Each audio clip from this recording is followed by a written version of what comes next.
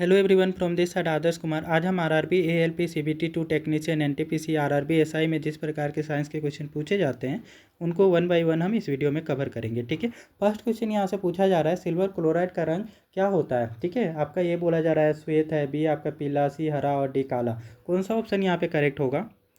तो आपका silver chloride का जो रंग होता है वो श्वेत होता है। याद रखने वाली फैक्ट है, डायरेक्टली ये पूछा जाता है। ठीक है, तो सिल्वर क्लोराइड का रंग कैसा होता है? तो ये श्वेत होता है। ठीक है, अगले क्वेश्चन पे आते हैं। तो नेक्स्ट यहाँ पे पूछा गया है आपसे कि निम्नलिखित में कौन अम्ल है। ये आपके चार ऑप्शन है, इनमें से आपको अम्लों को पहचानना है। ठीक है, ये बोला गया कैल्शियम ऑक्साइड आपका KO, CaO, और बी है आपका पोटेशियम हाइड्रोक्साइड, सी है आपका सोडियम क्लोराइड और डी है HCl। कौन सा ऑप्शन यहाँ पे करेक्ट होगा?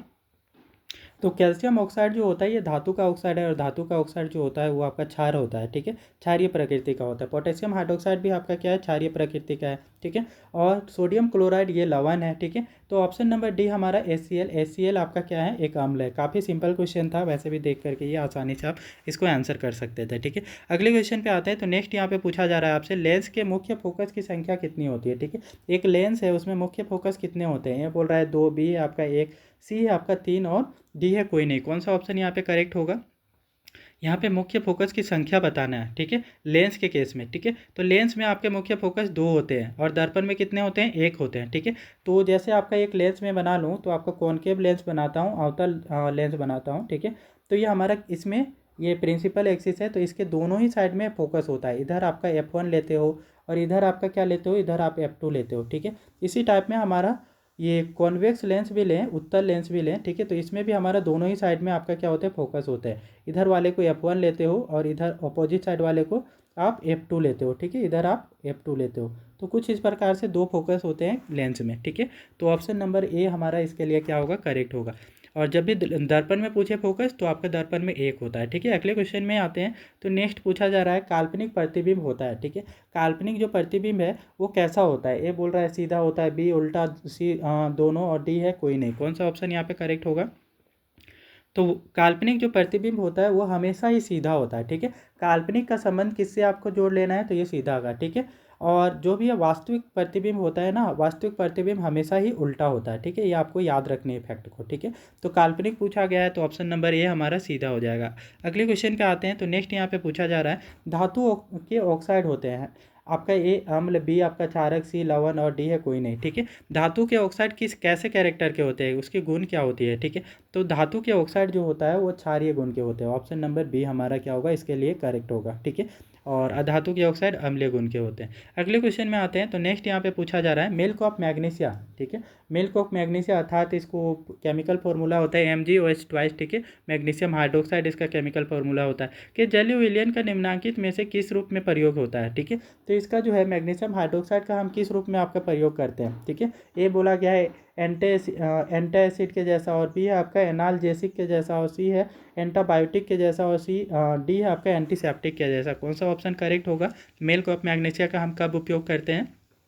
तो मिल्क का मैग्नीशिया का जब हमारे पेट में आपका क्या एसिडिटी हो जाती है। ठीक है, अम्लीयता हो जाती है, तो उससे निजात पाने के लिए हम एंटा एसिड के जैसा इसका उपयोग करते हैं। तो ऑप्शन नंबर हमारा क्या होगा? ए करेक्ट होगा। ठीक है, ये एसिडिटी के केस में एंटा एसिड क्या करता है? उस एसिडिटी को कम करता है। ये मैग्नीशियम ऑक्साइड जो है आपका एक बेस होता है, क्षार होता है। ठीक है, जब पेट में हमारी अम्लीयता हो जाती है तो एक हल्के क्षारीय का उपयोग करके हम उसको न्यूट्रलाइज कर सकते हैं, उदासीन कर सकते हैं, जिससे हमें क्या होता है? एसिडिटी से रिलैक्स भी मिलता है। ठीक है, तो ये एंटा एसिड याद रखना है, इसका फॉर्मूला मैग्नीशियम हाइड्रोक्साइड होता है। ठीक है, इसको मिल्क ऑफ मैग्नीशिया के नाम से भी जाना जाता है।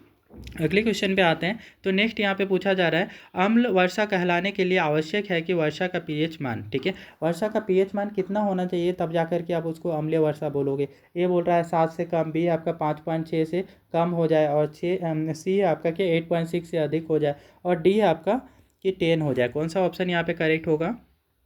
कब आपका वर्षा को हम अम्लीय वर्षा बोलते हैं? जब उसका पीएच मानना 5.6 से कम हो जाता है। ठीक है, ऑप्शन नंबर बी याद रखनी है ये फैक्ट को कि हम अम्लीय वर्षा कब बोलते हैं? जब उसका पीएच मान 5.6 से कम हो जाता है। ठीक है, अगले क्वेश्चन पे आते हैं। तो नेक्स्ट यहाँ पे पूछा जा रहा है, PbOH NO3 किस प्रकार का लवण है? PbOH NO3 जो है ना, किस प्रकार का लवण है? ये बोल रहा है अम्लीय लवण, बी है आपका सामान्य लवण, सी है आपका क्षारीय लवण, और डी है मिश्रित लवण। कौन सा ऑप्शन यहाँ पे करेक्ट होगा?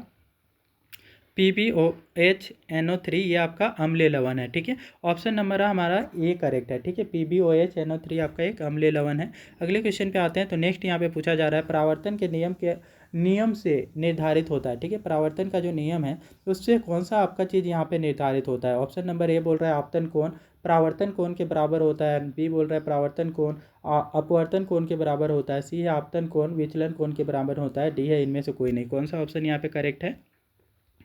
तो यहाँ पे हमारा ऑप्शन नंबर ए करेक्ट है, ठीक है। एंगल ऑफ इंसिडेंस जो होता है वो आपका एंगल ऑफ रिफ्लेक्शन के बराबर होता है, मतलब कि आपतन कोण जो होता है परावर्तन कोण के बराबर होता है। ये हमारा फर्स्ट आपका परावर्तन का नियम है, लॉ ऑफ रिफ्लेक्शन का फर्स्ट पॉइंट है, ठीक है। तो ये याद रखनी है। अगले क्वेश्चन पे आते हैं। तो नेक्स्ट यहाँ पे पूछा जा रहा है सोडियम कार्बोनेट का अणुसूत्र है। सोडियम कार्बोनेट का केमिकल फॉर्मूला आपको बताना है। ए बोल रहा है क्या Na2CO3 और बी है आपका सोडियम हाइड्रोजन कार्बोनेट NaHCO3 और सी है Na2CO2 और डी है आपका सोडियम क्लोराइड NaCl। कौन सा यहाँ पे करेक्ट ऑप्शन है सोडियम कार्बोनेट का फॉर्मूला। तो सोडियम कार्बोनेट का फॉर्मूला जो होता है वो होता है आपका Na2CO3, ठीक है। और Na2CO3 हमारा कौन से ऑप्शन पे है। तो Na2CO3 ऑप्शन नंबर ए में है, ठीक है। सोडियम हाइड्रोजन कार्बोनेट को सोडियम बाइकार्बोनेट भी बोलते हो, ठीक है। इसको आपका बेकिंग सोडा भी बोला जाता है, ठीक है। तो ये भी याद रखना है। और ये NaCl आपका सॉल्ट होता है ना। तो ये सारे पॉइंट आपको याद रखनी है। और Na2CO2 ये तो आपका केमिकल कंपाउंड ही इनकरेक्ट है, ठीक है। तो ऑप्शन नंबर हमारा ए करेक्ट है। अगले क्वेश्चन पे आते हैं। तो नेक्स्ट यहाँ पे पूछा जा रहा है सल्फ्यूरिक अम्ल का अणुसूत्र होता है, ठीक है। सल्फ्यूरिक अम्ल का जो है ना अणुसूत्र कितना होता है। ए बोल रहा है H2S2O7 और बी है आपका H2SO4 और सी है H2S2O3, ठीक है। और डी है आपका H2H2O8, ठीक है। ये कौन सा ऑप्शन यहाँ पे करेक्ट होगा बताएंगे। तो हमारा जो ये काफ़ी सिंपल क्वेश्चन है। H2SO4 का आपका क्या है ये हमारा H2SO4 को ही सल्फ्यूरिक अम्ल बोलते हैं, ठीक है। H2SO4, ठीक है। और हाइड्रोक्लोरिक एसिड का क्या होता है। तो HCl होता है हाइड्रोक्लोरिक एसिड का, ठीक है। तो ये फैक्ट हमें याद रखनी है, काफ़ी सिंपल है ये। अगले क्वेश्चन पे आते हैं। तो नेक्स्ट हमारा यहाँ पे पूछा जा रहा है आपसे कि निम्नांकित में कौन लवण है। इनमें से आपको लवण को पहचानना है। ए बोल रहा है HCl, बी आपका NaCl, सी आपका सोडियम हाइड्रोक्साइड और NaOH और सी डी है आपका KOH। कौन सा ऑप्शन यहाँ पे करेक्ट होगा। तो यहाँ पे लवण को पहचानना है, ठीक है। तो HCl आपका हाइड्रोक्लोरिक एसिड होता है, ठीक है। तो एसिड नाम में ही आ गया, तो ये हाइड्रोक्लोरिक अम्ल है, ठीक है। और बी है आपका NaCl, ठीक है। NaCl आपका यही हमारा क्या है कॉमन सॉल्ट होता है, ठीक है, लवण है, ठीक है। NaCl ही आपका एक लवण होता है। और सी आपका क्या है सोडियम हाइड्रोक्साइड। सोडियम हाइड्रोक्साइड एक क्षार होता है, मजबूत क्षार, प्रबल क्षार है। पोटेशियम हाइड्रोक्साइड भी प्रबल क्षार है, ठीक है। ऑप्शन नंबर बी हमारा इसके लिए करेक्ट होगा, लवण पूछा गया है।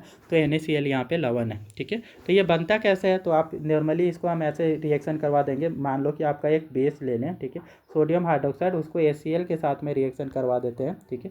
तो HCl के साथ में जब भी ये रिएक्शन करेगा तो ये क्या बनाएगा। तो ये बनाएगा NaCl बना देगा और उसके साथ में वाटर बनाएगा, है ना, H2O बनाएगा, ठीक है। तो लवण और जल बनाता है, ठीक है। तो आपका NaCl क्या हो जाता है लवण हो जाता है, H2O आपका जल है, ठीक है। अगले क्वेश्चन पे आते हैं। तो नेक्स्ट पूछा जा रहा है दाढ़ी बनाने में कौन सा दर्पण का प्रयुक्त होता है ना। दाढ़ी बनाने के लिए आप कौन से दर्पण का यूज करते हैं। ये बोल रहा है समतल, बी है उत्तल और सी है अवतल और डी है कोई नहीं। कौन सा ऑप्शन यहाँ पे करेक्ट होगा।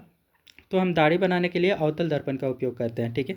क्योंकि दाढ़ी बनाते समय हम क्या करते हैं दर्पण को अपने फेस के काफ़ी ज़्यादा क्लोज रखते हैं, सामने रखते हैं। इससे हमारा जो है कि एक विवर्धित आपका बड़ा सा आपका क्या होता है कि हमारा फेस दिखता है दर्पण में। और बड़ा फेस दिखने से क्या होता है छोटे दाढ़ी के बाल जो होते हैं ना वो क्लियरली आपको दिख जाते हैं और आप उसको क्लियरली अच्छे तरीके से क्लीन कर सकते हैं, ठीक है। इसलिए दाढ़ी बनाने के लिए अवतल दर्पण का उपयोग किया जाता है, ठीक है। अगले क्वेश्चन पे आते हैं। तो नेक्स्ट यहाँ पे पूछा जा रहा है सर्च लाइट का परावर्तक सतह होता है। सर्च लाइट जो होता है उसका परावर्तक सतह में किसका उपयोग किया जाता है। ए बोल रहा है उत्तल, बी है आपका अवतल और सी है समतल और डी है इनमें से कोई नहीं। कौन सा ऑप्शन यहाँ पे करेक्ट होगा सर्च लाइट के परावर्तक सतह में, ठीक है। तो हमारा अवतल दर्पण का उपयोग किया जाता है, ठीक है। ये याद रखना है। जैसे कि एक सर्च लाइट बना ले, टॉर्च बना लेते हैं, ठीक है। टॉर्च का ये वाला पार्ट है, आप यहाँ पे टॉर्च में यहाँ पे बल्ब लगा देते हैं। तो यहाँ पे वाला जो ये पार्ट बना रहे हैं ना ये कैसा होता है। तो ये बेसिकली एक अवतल दर्पण होता है, ठीक है। तो यहाँ से जो भी लाइट ऐसे मान लो कि ये बल्ब से लाइट आ रही है वो इधर आएगी, पीछे के साइड भी आएगी, कुछ लाइट तो सीधी आगे निकल जाएगी कुछ इस प्रकार से, ठीक है। कुछ पीछे भी बिखरेगी ना तो वो दर्पण से टकराएगी और फिर आगे मुड़ के आ जाएंगी, ठीक है। तो इसलिए यहाँ पे क्या यूज किया जाता है आपका सर्च लाइट में, परावर्तक सतह में आपका ये अवतल दर्पण का उपयोग किया जाता है, सो दैट आपका जो है कि जितने भी लाइट हैं, लाइट के जितने भी किरणें हैं वो सीधी रेखा में आगे की तरफ जाए, ठीक है। अगले क्वेश्चन पे आते हैं। तो नेक्स्ट यहाँ पे पूछा जा रहा है आपसे, इनमें से कौन सबसे अधिक अम्लीय है। ये आपका सबसे ज़्यादा अम्लीयता वाले पदार्थ को, विलयन को पहचानना है। ए बोल रहा है जिसका पीएच आपका 1 होगा, बी आपका जिसका पीएच 5 होगा, सी आपका जिसका पीएच 8 होगा, डी है जिसका पीएच 10 होगा। कौन सा ऑप्शन यहाँ पे करेक्ट है। तो जिसका पीएच आपका सबसे कम होता है वही अम्लीय होता है। तो 7 से कम होना चाहिए पहली चीज़ अम्लीय होने के लिए, और 7 से जितना ज़्यादा कम होगा, जितना ज़्यादा 0 के इक्वल आएगा उतना ही ज़्यादा इसकी अम्लीयता बढ़ते जाएगी। तो पीएच आपका 1 जो है यहाँ पे सबसे कम पीएच वैल्यू है, तो ये सबसे आपका अधिक अम्लीय विलयन है ना। तो ऑप्शन नंबर ए हमारा क्या होगा, इसके लिए करेक्ट होगा, ठीक है। ये वीडियो आपको अच्छे से समझ में आई है तो कृपया वीडियो को लाइक करें, शेयर करें और चैनल को सब्सक्राइब कर लें।